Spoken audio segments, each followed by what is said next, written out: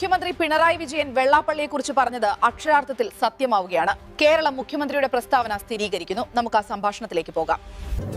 ഒരു പ്രസ്ഥാനത്തെ നിരന്തരമായി മുന്നോട്ട് നയിക്കാൻ, അതിൻ്റെ ലക്ഷ്യങ്ങൾ നേടാൻ, പുതിയ തലമുറക്ക് വഴികാട്ടാൻ ഒരു നേതാവിനെ എത്രത്തോളം ദൃഢനിശ്ചയം ഉണ്ടാകണമെന്ന് വെള്ളാപ്പള്ളി കാണിച്ചു തരുന്നുണ്ട്.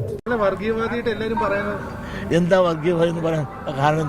യഥാർത്ഥ വർഗീയവാദികളാണ്. മലപ്പുറത്ത് ചെന്നപ്പോൾ ഞാൻ എന്ത് പറഞ്ഞു? അങ്ങനെ എനിക്ക് പറയാൻ അവസരം തരും മിസ്റ്റർ. സ്കൂളുകൾ തുടങ്ങാൻ സമ്മതിക്കുന്നില്ല.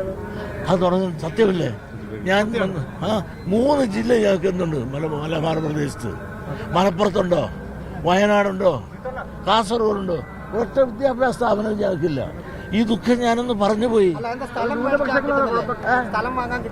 സ്ഥലം എല്ലാം ഉണ്ട്. അനുവാദം തരണം സർക്കാരിന്റെ. ഇപ്പോഴത്തെ അല്ല, അന്ന് ഞങ്ങള് റിപ്പോർട്ടറെ കുറെ നാളായി നിങ്ങൾ തുടങ്ങിയിട്ട്. കുറെ നാളായി തുടങ്ങിയിട്ട്